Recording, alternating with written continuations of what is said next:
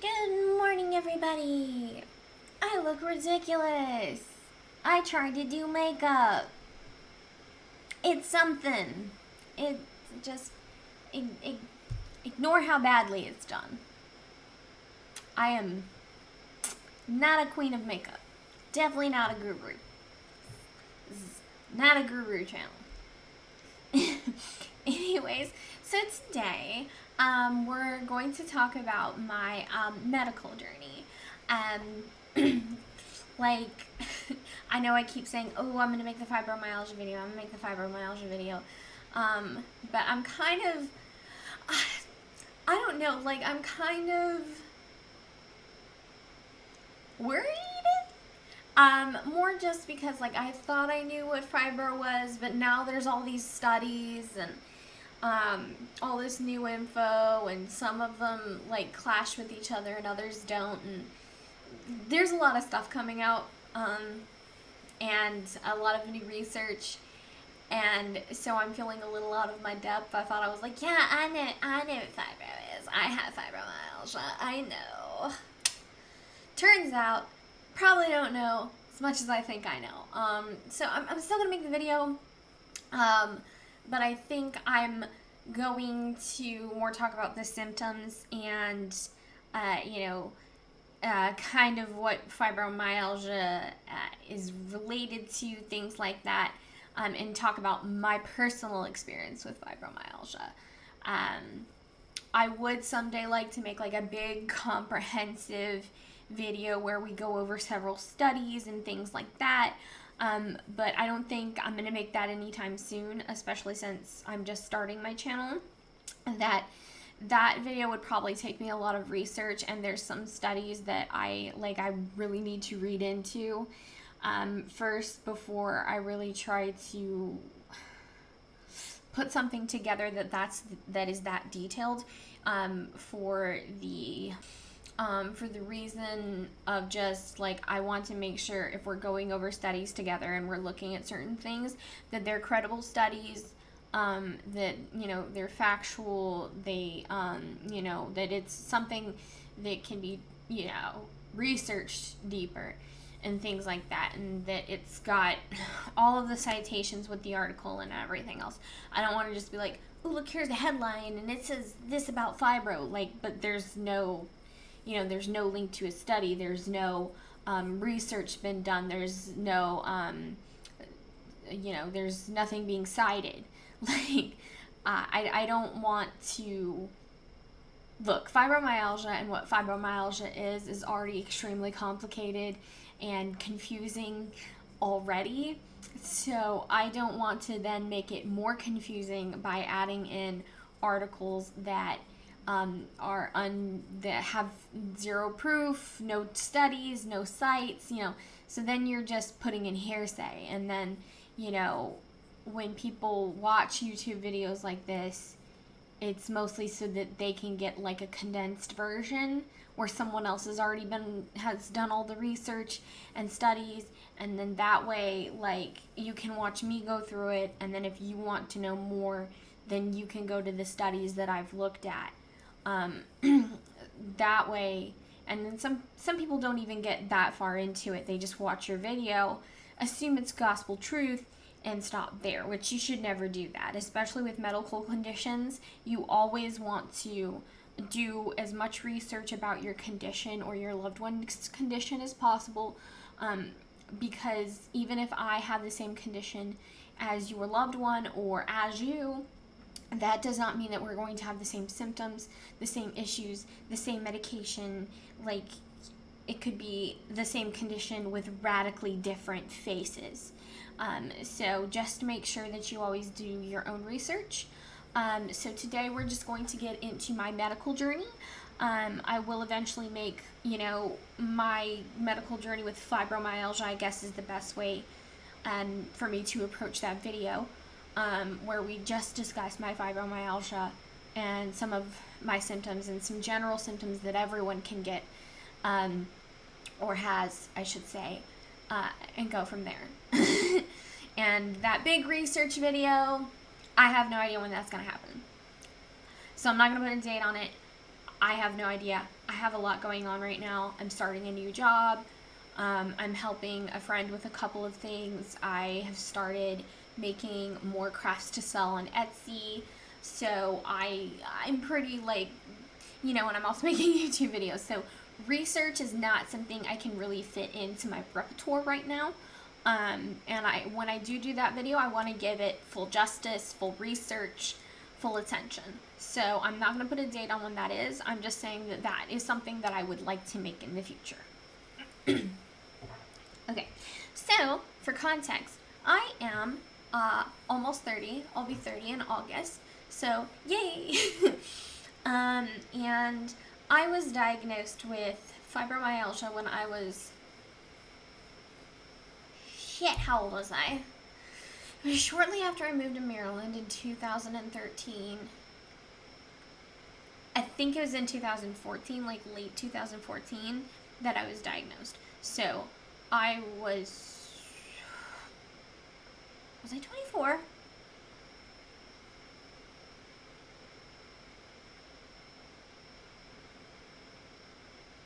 I was 24 or 25, somewhere in that bracket. Now, obviously, I had been struggling with it for far longer, but that was when my diagnosis was.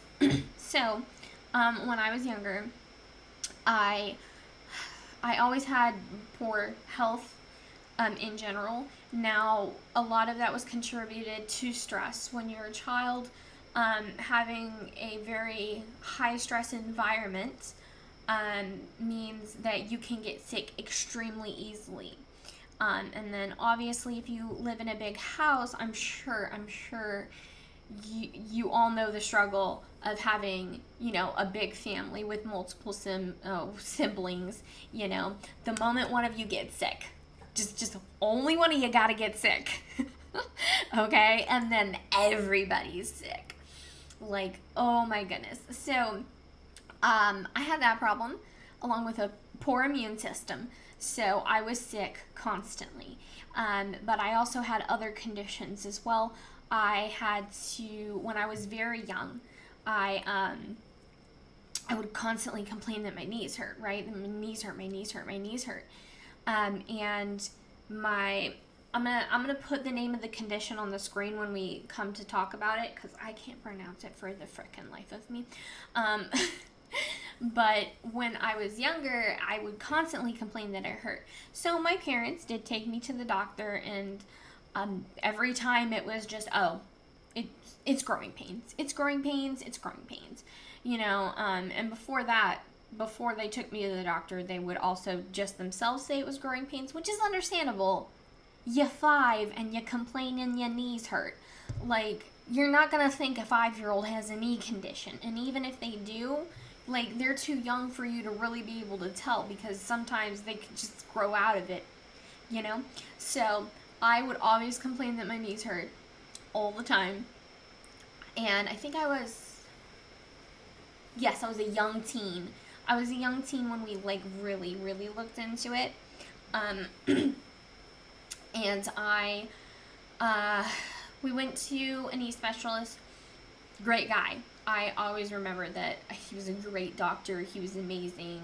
Never had a problem with him. And mind you, I've had a lot of problems with doctors, especially in that state. So yeah, I've had a lot of problems with doctors, especially when I lived in Arkansas.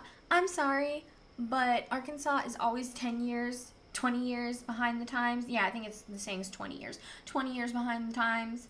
Now, they do have some good hospitals and doctors in Little Rock. They have an amazing children's hospital.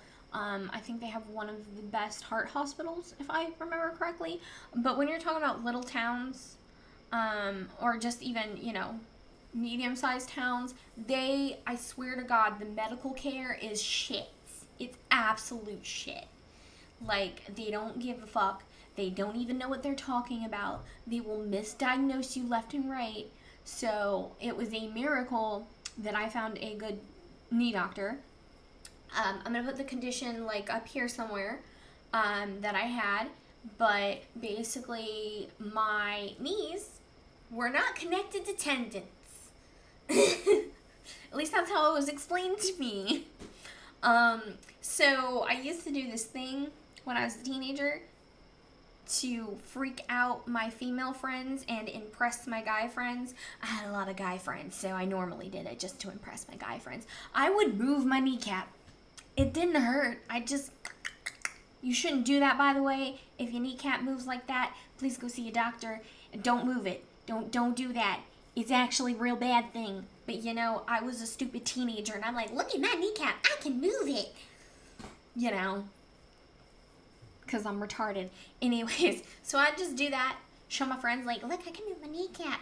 And I remember when we went to go see the doctor, I was like, yeah, I can do this. And I moved my kneecap, and he was like, oh, that is not good. Don't do that. But, yeah, so I had to have surgeries. How many surgeries did I have? You'd think I'd remember because they're surgeries. Maybe my mom would remember.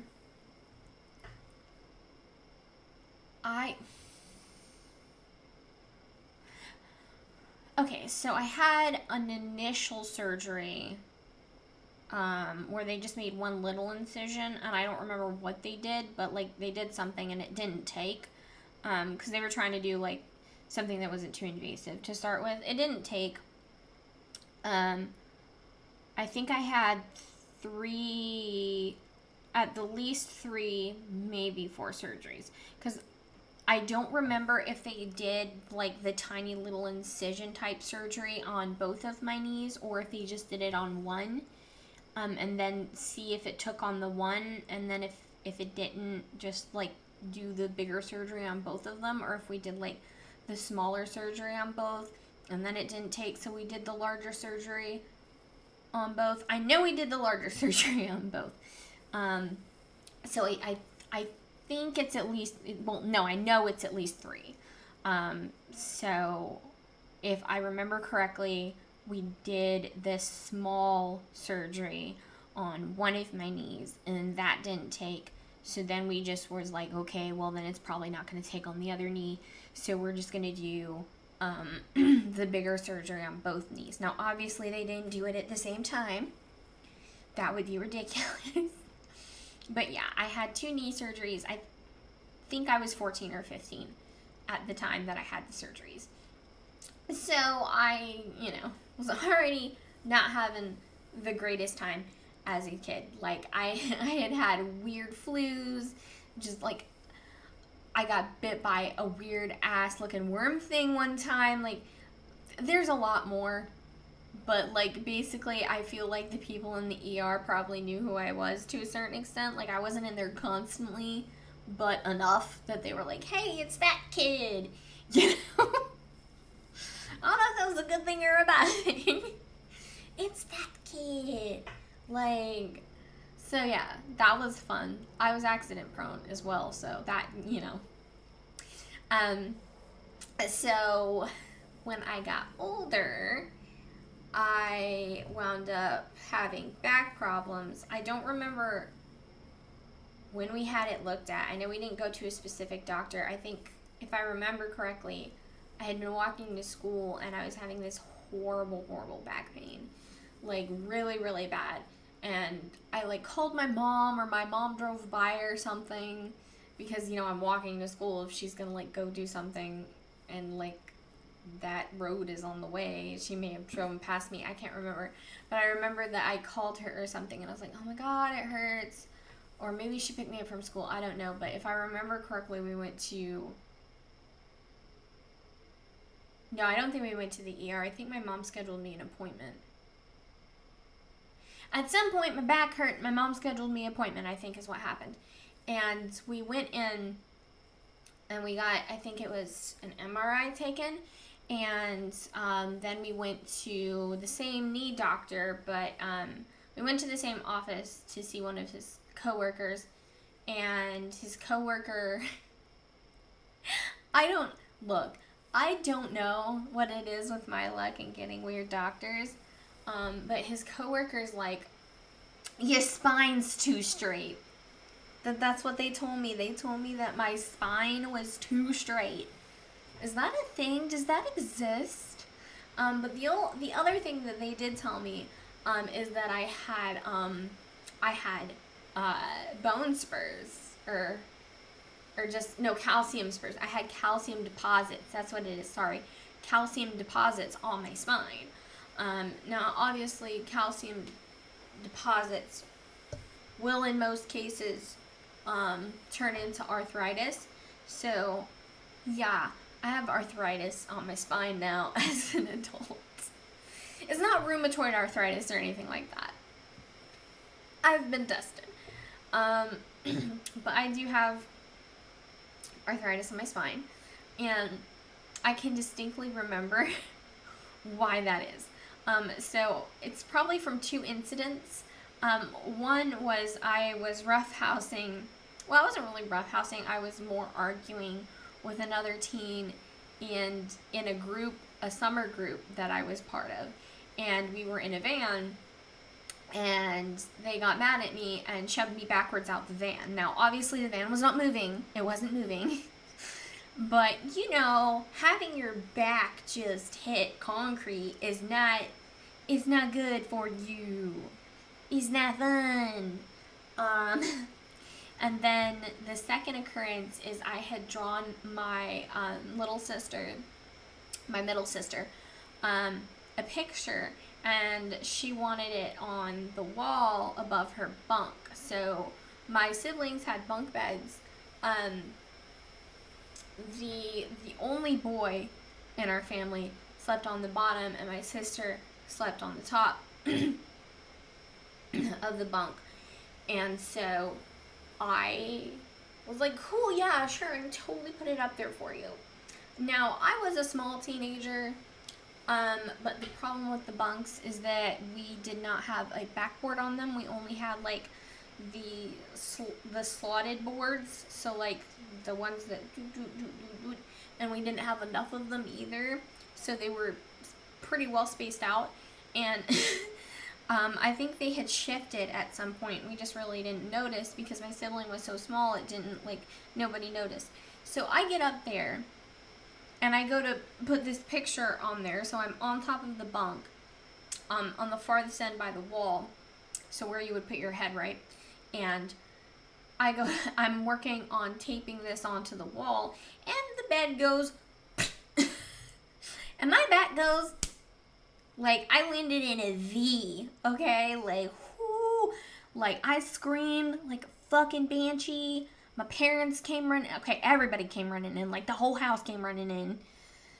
And my parents like, oh, crap, oh, because not only had the second bunk gone in, but when the second bunk hit the lower bunk went in. So I'm all like, it's like in this weird fuck position, and my back is in this weird freaking position, and like, I don't think I was pinned in there or anything. I remember I was able to get out with help, but like, that probably didn't help anything. So that accident happened, yay! So that happened, and then I think the next major thing that happened to me when I was was I an older teen, or was I? No, I wasn't an adult yet, but I was an older teen, almost an adult, because my parents, their church had like a youth group thing, that was like a precursor to young adults. So young adults was more like, basically you hang out with other young adults in hopes that you will like find your husband or wife eventually, right? And I think this was like a precursor to that. So, you know, older teens hanging out with chaperones, obviously. / it's a religious thing. And that trip was fun, but that's because I had a friend of like we had a little group of outcast renegade people, and we all hung out, and we were the cool kids essentially. Although, you know, in the church, like in our church group, the cool kids were like the bad kids, and nobody wanted to be the bad kids. So being the cool kids was actually not cool. It was a thing. Anyways. So I was hanging out with my friends, chilling, having a great time. Now, right before I had gone on this trip, I had started to get some minor bumps that just looked like I had maybe like a breakout on my chest or something. And so I didn't think much about it at first. They did hurt a little, and I was like, okay, well, I got a pretty bad sunburn a week or two before that I had just recovered from. And I was like, okay, it's just these pimples are just sensitive and tender because I have, it's I just had a sunburn, so my skin's just still tender. So I didn't think much of it. It was a week-long trip? Was it a week long? Oh, God, I can't remember. It was either a weekend trip or a week-long trip. I know it's horrible that I can't remember if it was 3 days or 7. But, like, after about the second day, I was a little delirious. Second or third day. Because the spots had multiplied.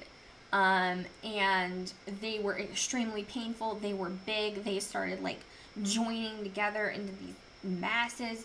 And let me tell you right now, the the people who organized our trips were shitty. There was not a single nurse on staff. There was a lady who used to be a nurse a long ass time ago. Like a really long time ago, and had her solution for everything was take an ibuprofen and like exercise. Like, okay, like, so I go see this nurse. So they're like, yeah, she's the nurse. She's not the nurse. She doesn't have a nursing license. She's been out of nursing for 10 plus years.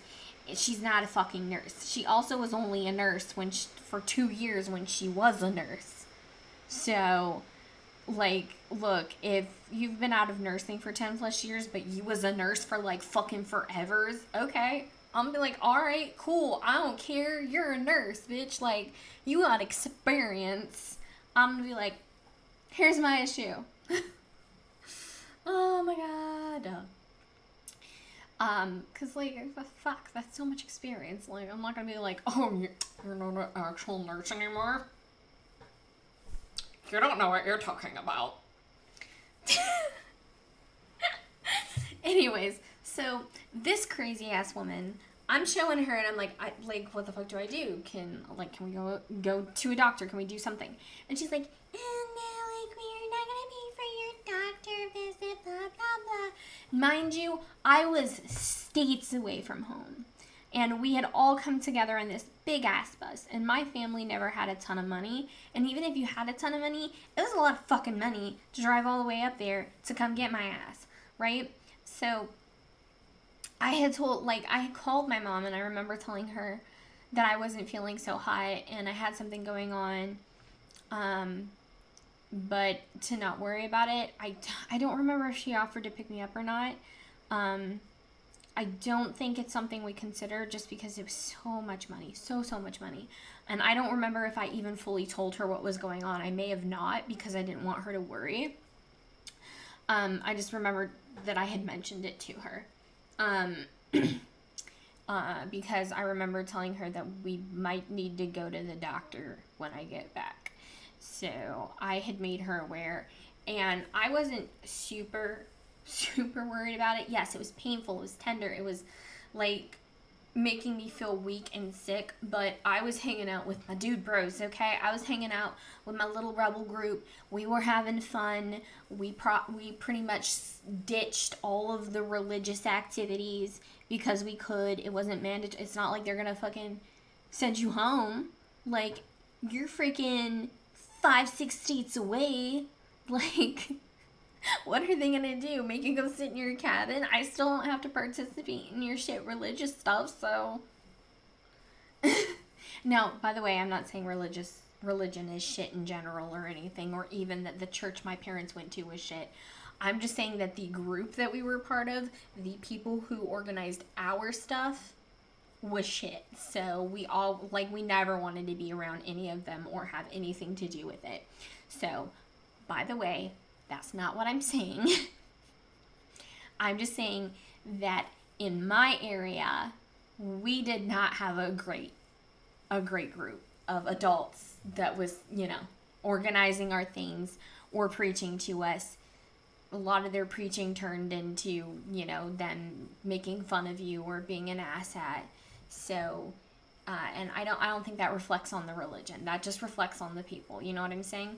Anyways, now that we've had that aside, so finally I go home, and I believe my mom had already been ready to take me to the doctor because I had called her on my way back. I was like, Mom, I don't feel good. Like, it's really bad.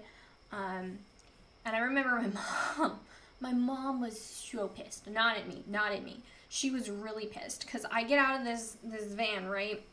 I get out of this van, and my mom sees it. Like, she just sees, like, oh my, look, I'm not wearing a low-cut shirt at this point. Like, I'm very modest. Like, so I'm not wearing, like, this kind of stuff where my shoulders are low. The neckline was probably about here, which is actually not a bad neckline.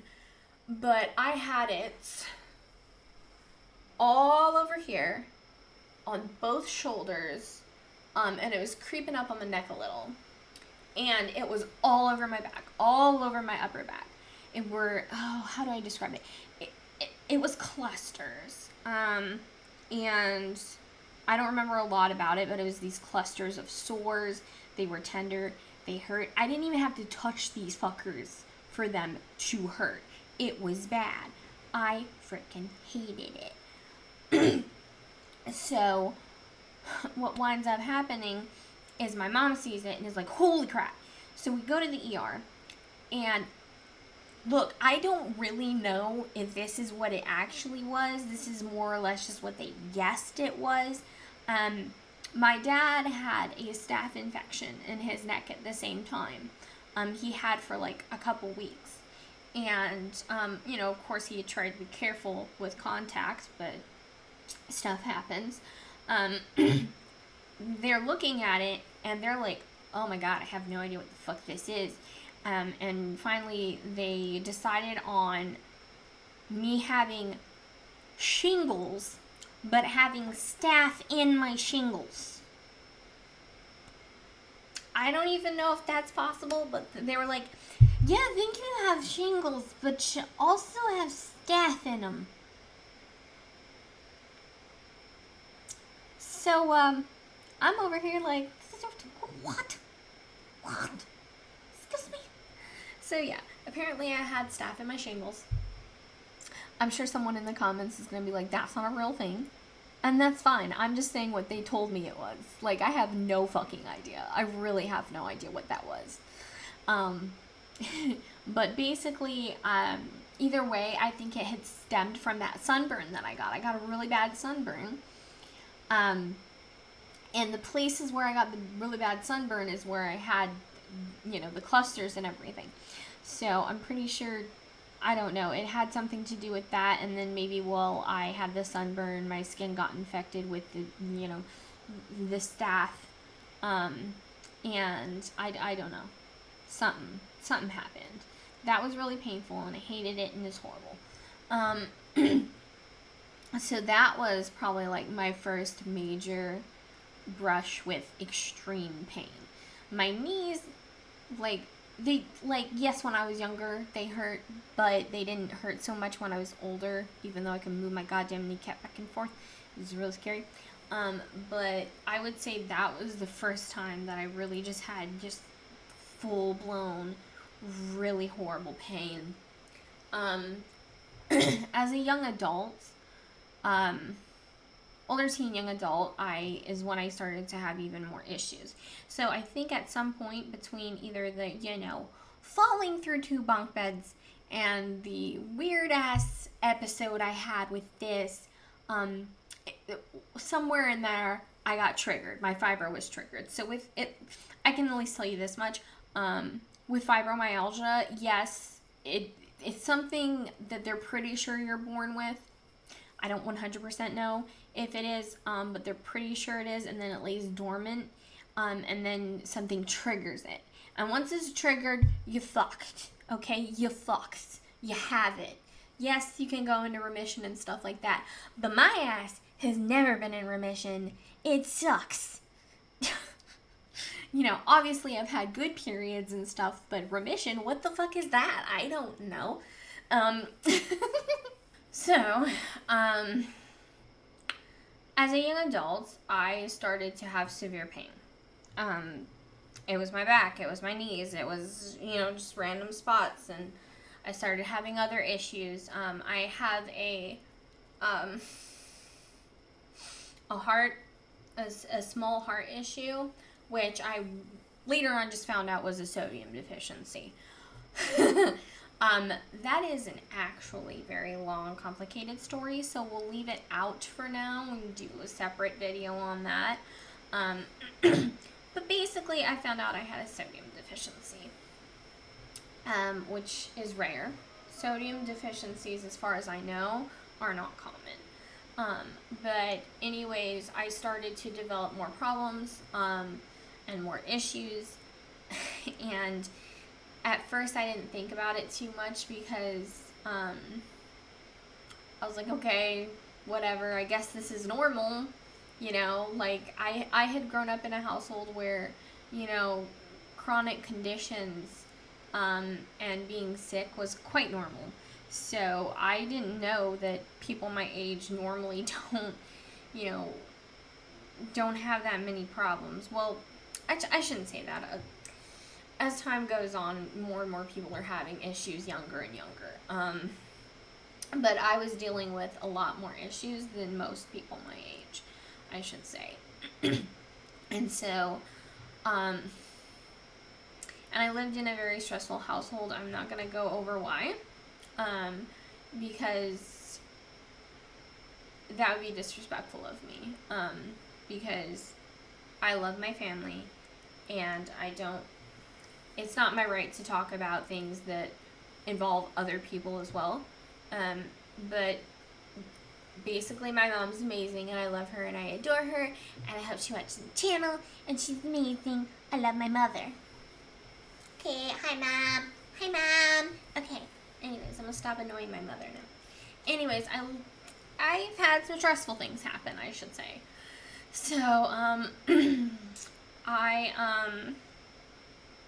was under a lot of stress, at that time, because I also had started to live on my own, and I was working, and it wasn't my first job, it was like my second job, I think. Yeah, it was my second job. And I'm getting ahead of myself. I'm thinking about closer to when I moved here. But basically, a huge stressor in my life came with my actual first job. I worked in Walmart, and I also had a issue at the time. I kept passing out. I was stocking shelves, and I would just pass right the fuck out, which is what led to me finding out about the sodium deficiency. It's just the tests and everything for that is like the whole thing leading up to that is long, which is why that's going to be a separate video. If I even do it, it was so long ago that I just, whatever. But I had a fiance at the time. And I was retarded. I dated this guy for maybe 2 months. Maybe 2 months before he proposed to me. And my ass said yes, like a retarded person. Look, I'm not saying that people can't fall in love and be right for each other after 2 months. I'm not saying that. There are people who can do that. But I feel like if that person is right for you, you should still put the time into getting to know them better and to letting them get to know you better, because it's only going to make your relationship even better. So yeah, you shouldn't rush in anything after 2 fucking months. Even if you guys wind up being like the perfect fucking couple and you get married and life is great, you should still put in extra time before you start considering such a serious life choice. If that's even what you want to consider, not everybody has to get married. But my ass said yes, like a retarded person, and I barely knew this asshole. I barely knew him. I barely knew this man, and he turned out to be extremely abusive. And I don't really want to 100% go into the reasons why I decided to stay with him, because that would lead to me talking about something extremely personal that I haven't even really discussed with my parents. But basically, before we got married, there was a point in time where I almost called it off. But due to the way I viewed myself personally, due to other circumstances, I thought I didn't have the right to say no to this person. I thought I was just made to make someone else happy. I didn't think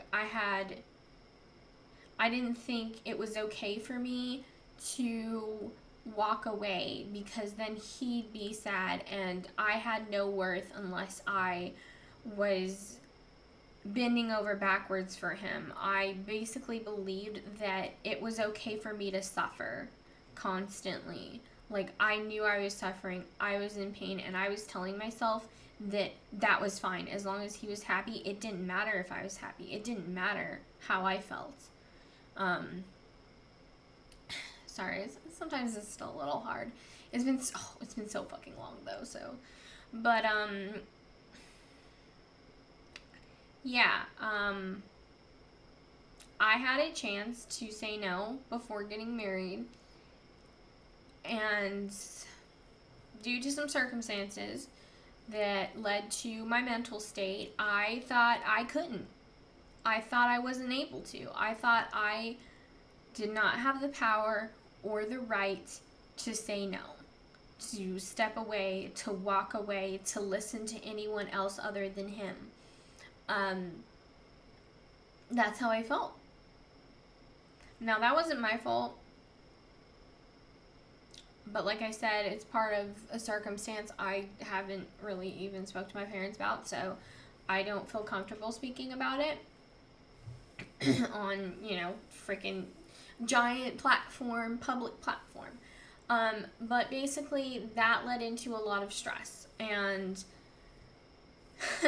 if my other shit didn't, fucking trigger the fibro, that fucking triggered the fibro.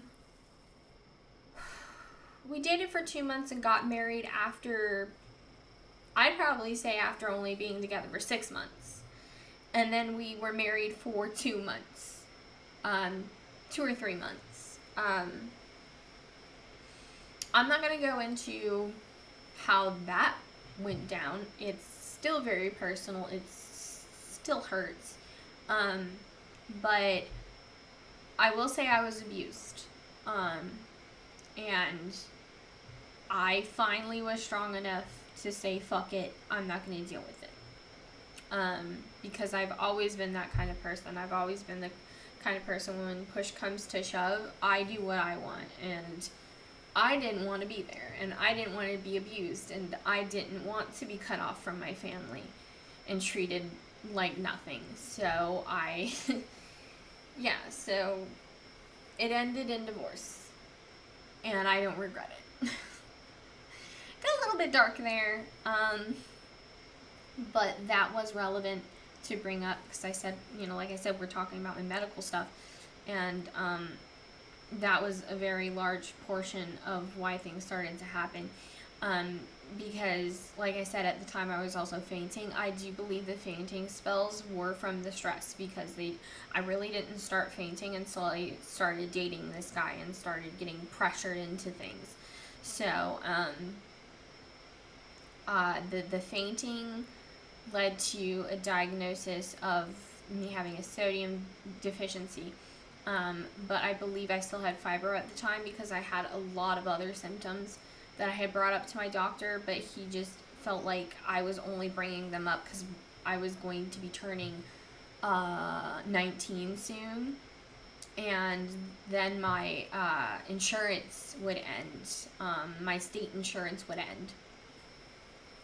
And so he thought I was just trying to, like, you know, get all this stuff taken care of, like, that I had just sat around and not addressed it, and then I was all of a sudden trying to get it all taken care of before my insurance, my state insurance that paid for literally everything, was going to lapse.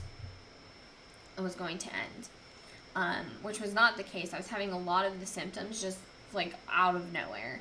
And back then it was just, like, extreme fatigue, feeling like my nerves kind of tingling, heart palpitations, fever, chills, just, you know, like, not as serious in the symptom department as I suffer from now, but still, like, precursor type.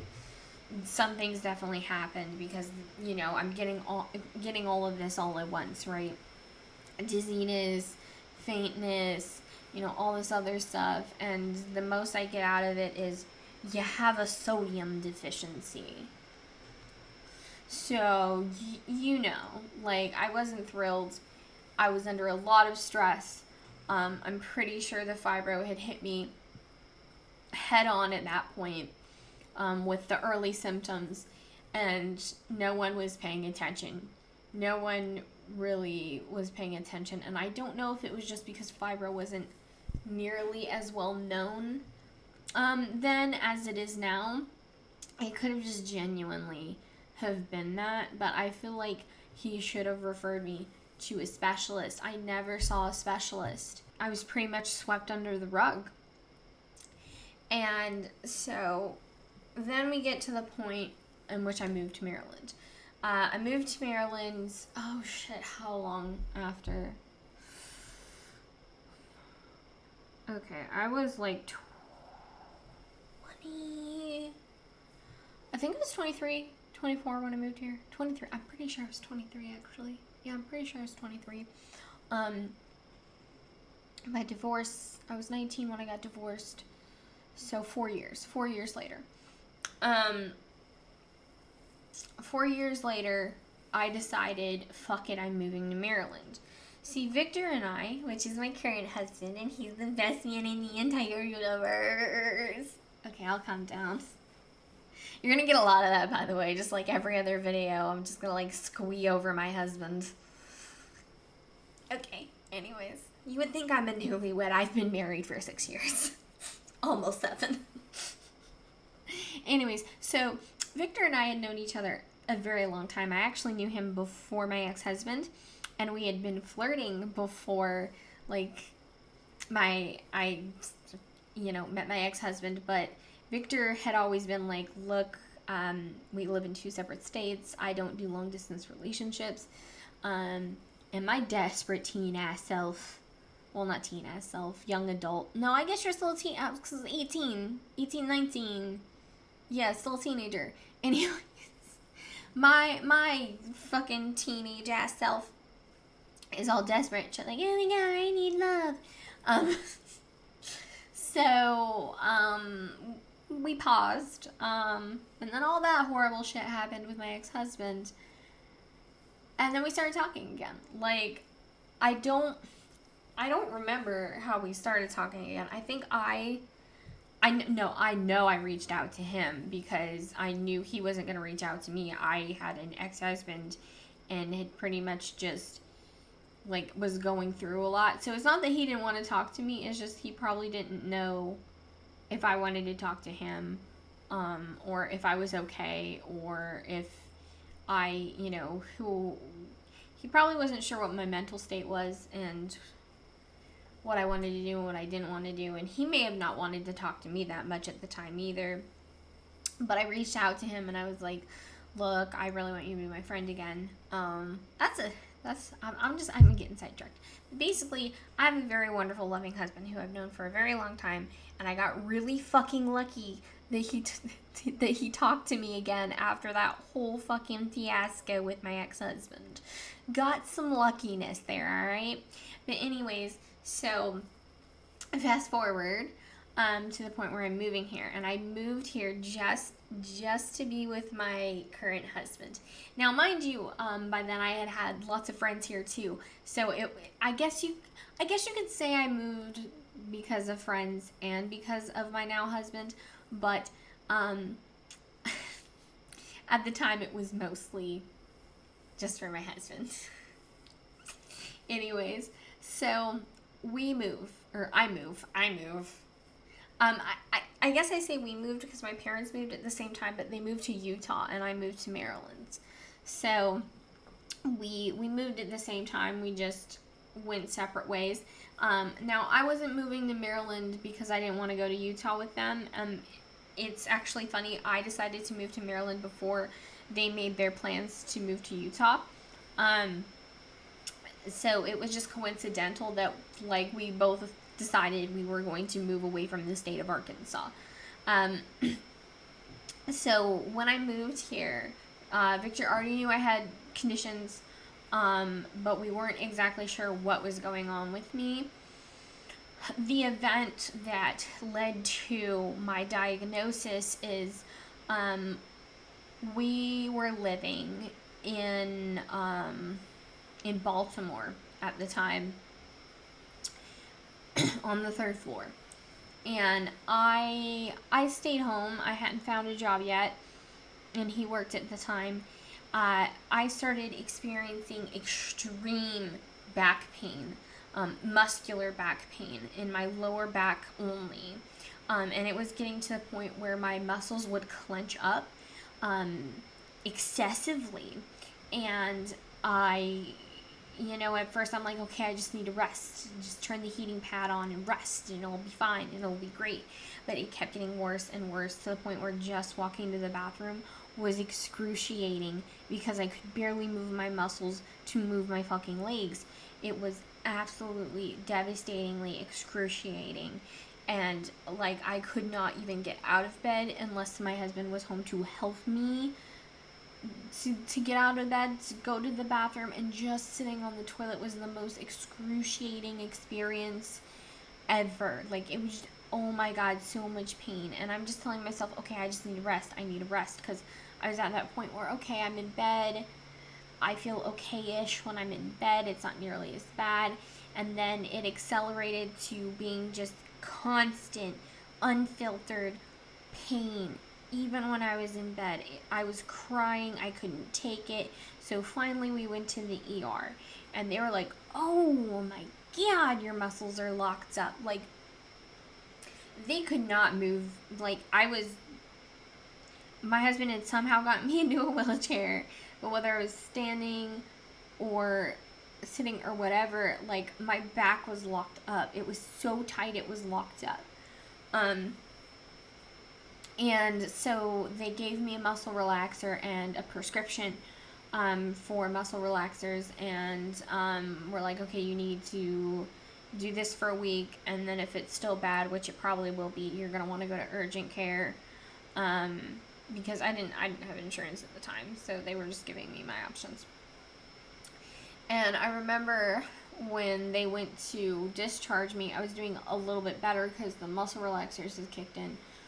But I was still having issues moving. And this fucking dumbass nurse, there was this one nurse, I had just come out of the examination room, and she wanted me to get out of the wheelchair and walk from the examination room to the front of the hospital. No, bitch, that's not happening. Like, I could not get up. And she got all mad and fussy with me, and I'm like, no, fuck you. Like, it's not happening. I don't know why you want me to do that. Anyways, so I get this prescription for muscle relaxers. It helps a lot. But obviously it didn't fix the problem. So after a week, I'm feeling a little better. My muscles have loosened up. I've done all the instructions and shit and stretches, muscle relaxers and things like that, but my back was still really locked up. So I went to urgent care, and urgent care is like, cool, we're going to give you some more muscle relaxants. Also, you should see a neurologist. I'm like, what? They're like, yeah, you need to see a neurologist. Now, I didn't right away go to see a neurologist, mind you. It was still, how long was it? It was a year or two. I want to say it was a year or two, because I wanted to have insurance before I went to go see the neurologist. So yeah, that. And I wasn't able to get insurance until my husband and I got married. I was diagnosed after 2 years after moving here. Because we got married 2 years after moving here, and like within a couple months after that I had insurance. So it took a while, and my back had improved enough that I didn't have another episode like that.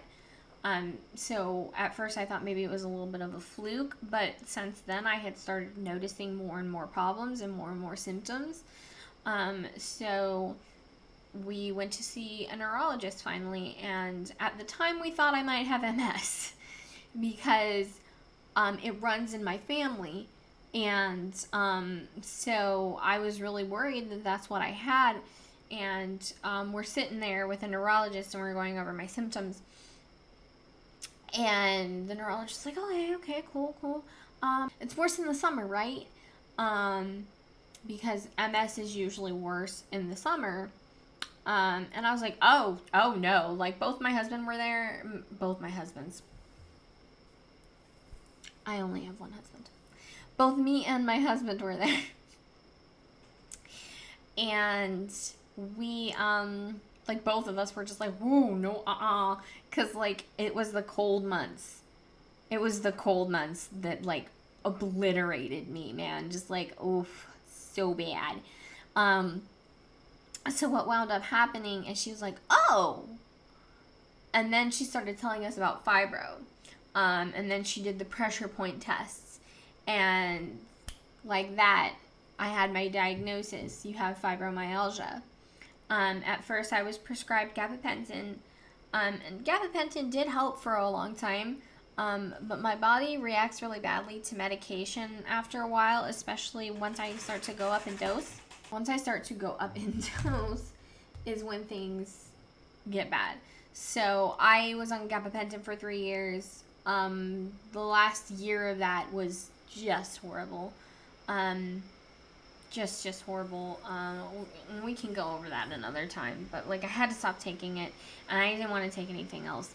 So I didn't take anything for a very long time. After that, I started having other concerns about my health, and so I started to look into other things. I went to a rheumatologist.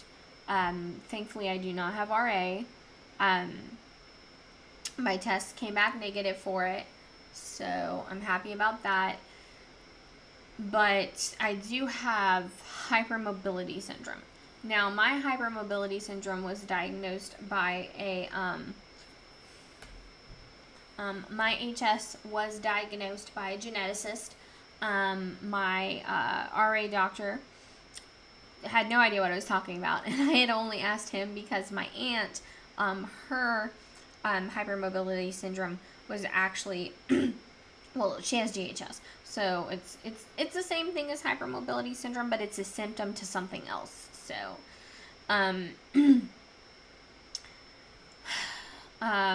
her RA specialist had diagnosed it. So I was like, okay, let me go to an RA specialist and see what they think about this. And I found out that my RA specialist was like, I don't know how to diagnose that.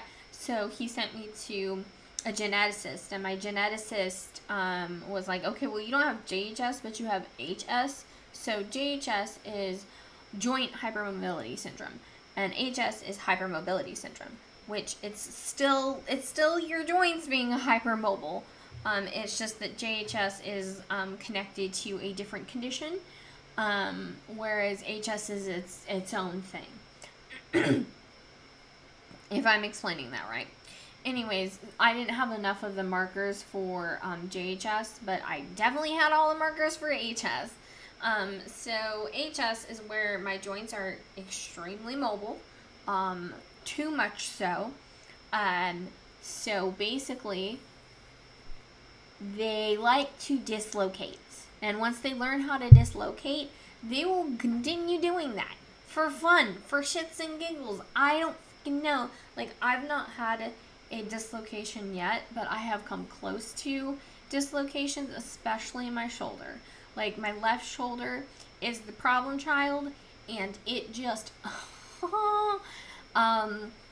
I like, it constantly hurts. It constantly feels like it's gonna pop out of the joint, and I am not looking forward to the day when it finally does. Because, oh mama, it looks painful as fuck.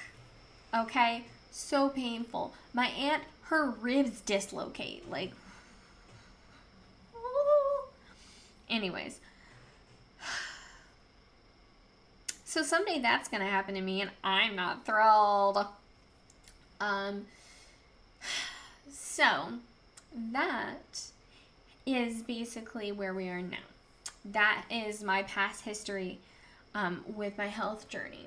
I'm going to go ahead and make this a two-parter video because obviously explaining my past history and how I got to the current day took quite a bit longer than I thought it was going to. And the second half is going to be what my current journey with health is, because I'm having a lot of issues currently, and I have been for the last year, so that video will probably also be long, just to get us caught up to current present day as of this moment, and what I am doing right now to try and fix my current issues, or at least figure out what the hell's wrong with me, other than what's already wrong with me. Alrighty guys, thank you for listening to me be a rambly fucking weirdo with chronic problems. Yay! I hope to see you next time, and I hope that you can have the best day that you can in whatever condition you're in.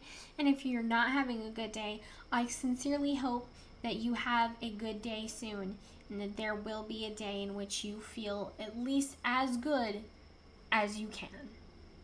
And have a wonderful day. Bye!